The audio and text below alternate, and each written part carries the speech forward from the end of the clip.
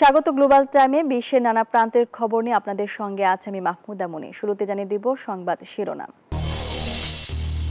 বাংলাদেশের সরকার বদলালে ঢাকা দিল্লির সম্পর্ক পরিবর্তন হবে জানালেন ভারতের সেনা প্রধান। সুসম্পর্কের বার্তা ভারতের প্রতিরক্ষা মন্ত্রীর।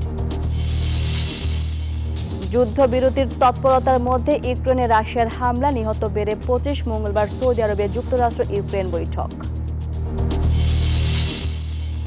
এবং যুদ্ধবিরতি নিয়ে আলোচনায় কাতারের প্রতিনিধি দল পাঠাবে ইসরায়েল, ইতিবাচক বলছে হামাস। গাজা পুনর্গঠনের বিকল্প প্রস্তাবে ওআইসির সমর্থন। দেখছিলেন শিরোনামগুলো, এবার বিস্তারিত।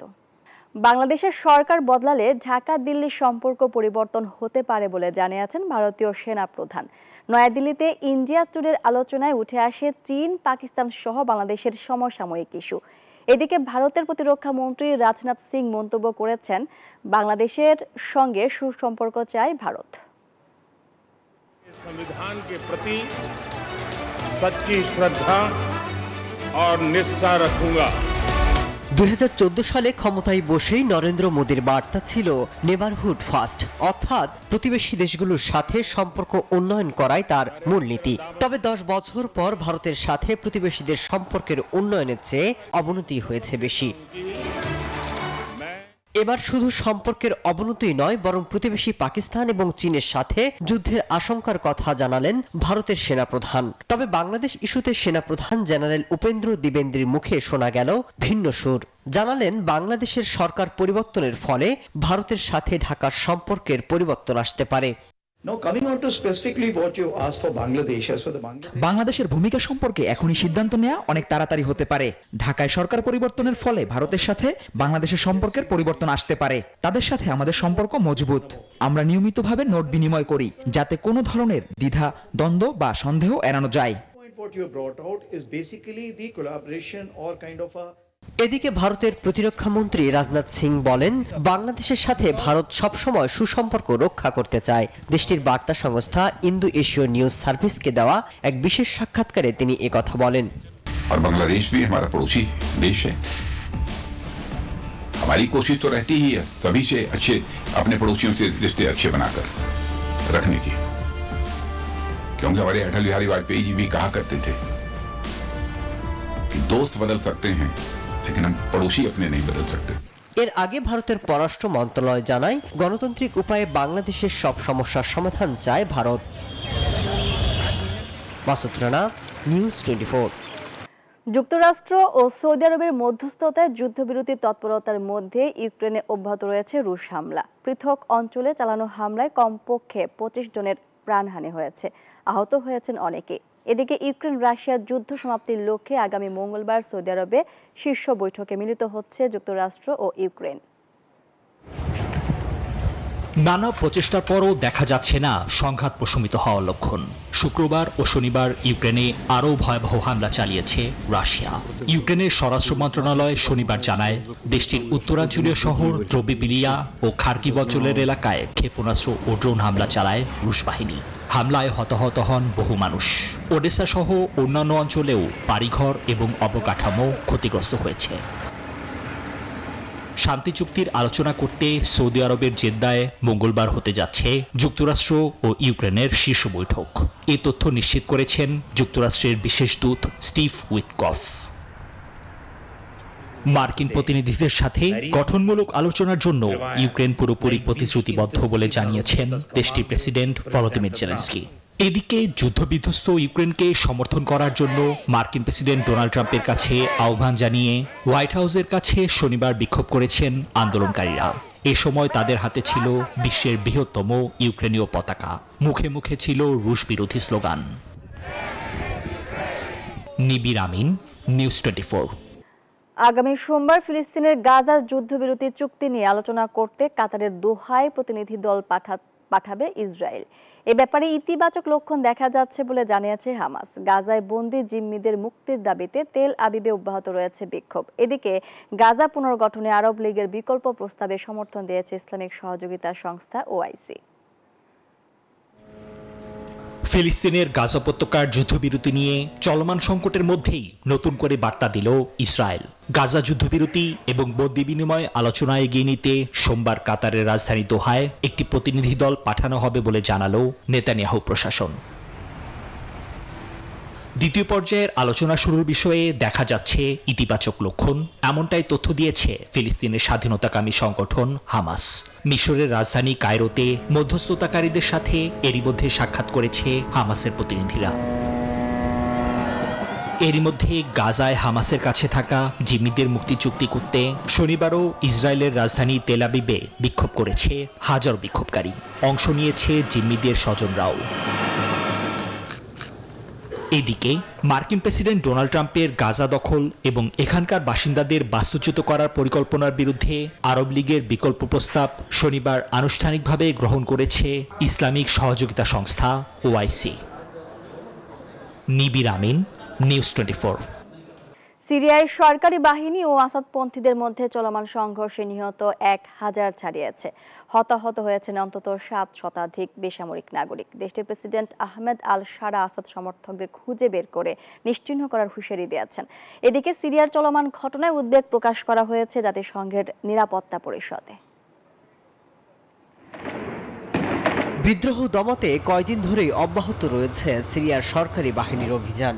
এতে ক্ষমতাচ্যুত প্রেসিডেন্ট বাশার আল আসাদ পন্থীদের সাথে দেশটির বর্তমান সরকারের নিরাপত্তা বাহিনীর ভয়াবহ সংঘর্ষে হতাহতের সংখ্যা 1000 ছাড়িয়েছে। আসাদ সরকারের পতনের পর দেশটিতে আবারও রক্তক্ষয়ী সংঘাত।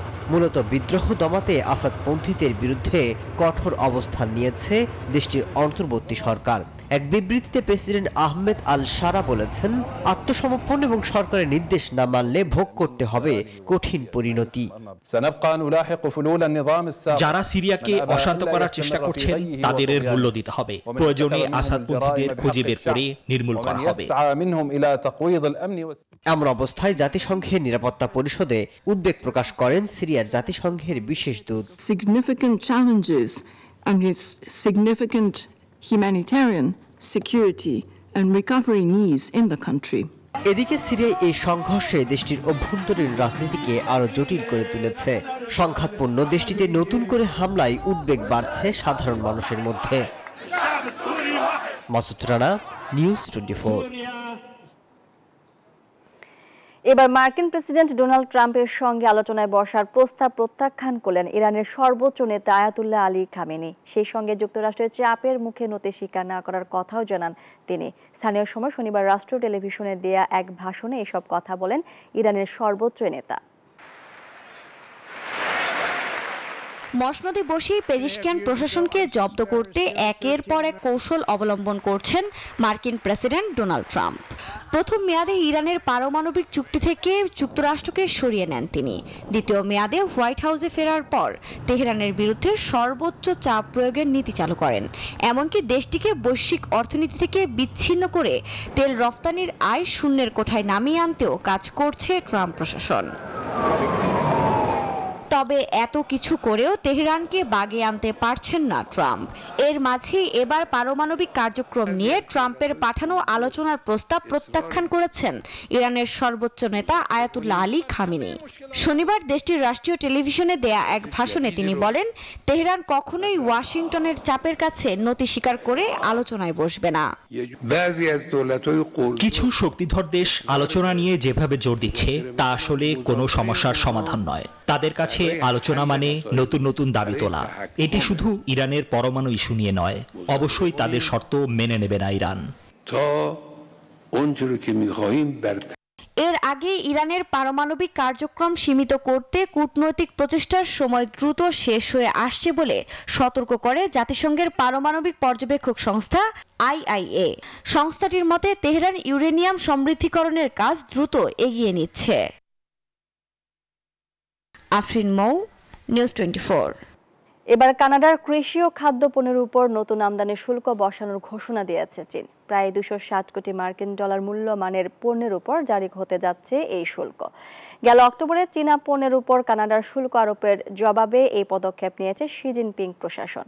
আগামী 20 মার্চ থেকে এই সিদ্ধান্ত কার্যকর করা হবে। নতুন শুল্ক নীতির আওতায় 100 কোটি মার্কিন ডলার অর্থমূল্যের র্যাপসিড তেল, তেল জাতীয় কেক এবং মোটর আমদানির উপর 100% শুল্ক আরোপ করা হবে।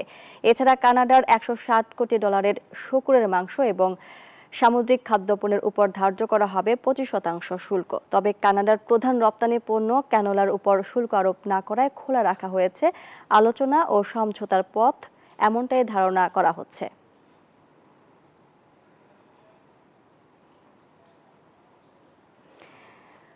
দক্ষিণ আর্জেন্টিনার বন্দরনগরী বাহিয়া ব্লাঙ্কায় ঝড় ও প্রবল বৃষ্টিপাতে সৃষ্ট বন্যায় প্রাণহানি বেড়ে 13 জনে দাঁড়িয়েছে। মৃত্যুর সংখ্যা আরও বাড়তে পারে বলে জানিয়েছে কর্তৃপক্ষ। রয়টার্স জানায়, কয়েক ঘন্টার মুষলধারে প্রবল বৃষ্টিপাতে ভয়াবহ বন্যা দেখা দিয়েছে। ফলে শহর এবং আশপাশের এলাকা বন্ধ হয়ে গেছে। নিরাপদ স্থানে সরিয়ে নেওয়া হয়েছে কমপক্ষে 1000 মানুষ। এদিকে অস্ট্রেলিয়ার পূর্বাঞ্চলীয় উপকূলে শক্তিশালী ঘূর্ণিঝড়ে শনিবার মৃত্যু হয়েছে একজনের। এছাড়াও ঝড়ের কবলে পড়ে একটি যানবাহন দুর্ঘটনায় আহত হয়েছেন 36 সেনা সদস্য। রোববার বিদ্যুৎবিহীন অবস্থায় দিন কাটাচ্ছেন কুইন্সল্যান্ডের লাখ লাখ বাসিন্দা।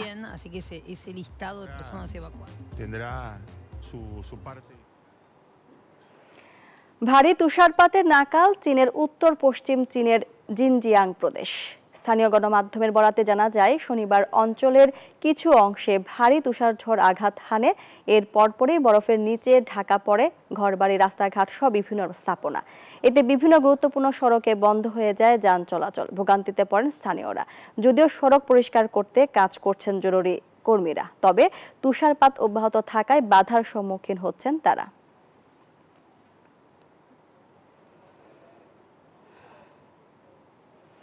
ভয়াবহ দাবানলে পুড়ছে যুক্তরাষ্ট্রের নিউ ইয়র্কের বনাঞ্চল। স্থানীয় সময় শনিবার লং আইল্যান্ডের হ্যাম্পটনের কাছে দাবানল ছড়িয়ে পড়ে। কালো ধোঁয়ায় ছেয়ে যায় আকাশ। দাবানল পরিস্থিতির অবনতি হলে পুরো অঞ্চলে জরুরি অবস্থা জারি করে কর্তৃপক্ষ। এই ঘটনায় এখনও হতাহতের খবর পাওয়া না গেলেও স্থানীয়দের এলাকা ছাড়ার নির্দেশ দেওয়া হয়েছে। সেই সঙ্গে আশপাশের এলাকার বাসিন্দাদেরও সরিয়ে নেওয়া হচ্ছে বলে জানায় সংশ্লিষ্ট প্রশাসন।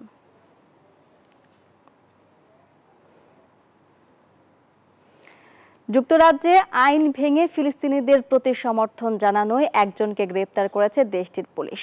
শনিবার ফিলিস্তিনি পতাকা হাতে বিগ বেনের চূড়ায় উঠে স্লোগান দিতে থাকেন তিনি। প্রায় 16 ঘন্টা পর তাকে নামিয়ে হেফাজতে নেয় পুলিশ। এই 16 ঘন্টা বিগ বেনে ওড়ে ফিলিস্তিনের পতাকা।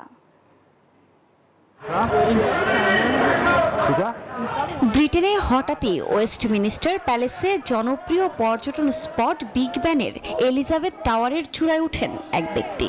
হাতে ফিলিস্তিনিদের পতাকা নিয়ে ফ্রি প্যালেস্টাইন বলে দিতে থাকেন নানা স্লোগান। অল্প সময়ের ব্যবধানে সেখানে জড়ো হন শত শত মানুষ। মোবাইলে এ দৃশ্য ধারণ করে সামাজিক যোগাযোগ মাধ্যমে পোস্ট করলে তা দ্রুত সময়ের মধ্যে ছড়িয়ে পড়ে। এর পরপরই সেখানে জরুরি সহায়তা দল একটি ক্রেন ব্যবহার করে ওই ব্যক্তির সঙ্গে আলোচনা করেন। প্রায় 16 ঘন্টা পরে নিজেই নেমে আসলে তাকে গ্রেফতার করে পুলিশ। গণমাধ্যমের বরাতে জানা যায়, এই ঘটনার পর শনিবার সকাল থেকেই ওয়েস্টমিনিস্টার ব্রিজ বন্ধ করে দেওয়া হয়। পাশাপাশি বন্ধ রাখা হয় যুক্তরাজ্যের পার্লামেন্ট ভবনে ভ্রমণের আয়োজনগুলো। যদিও তাকে গ্রেফতারের পর সেখানকার রাস্তাগুলো খুলে দেওয়া হয়েছে। আফরিন মৌ, নিউজ 24। আর এই ছিল নিউজ 24 গ্লোবাল টাইমে এখনকার মতো আয়োজন। এতক্ষণ সাথে থাকার জন্য ধন্যবাদ সবাইকে।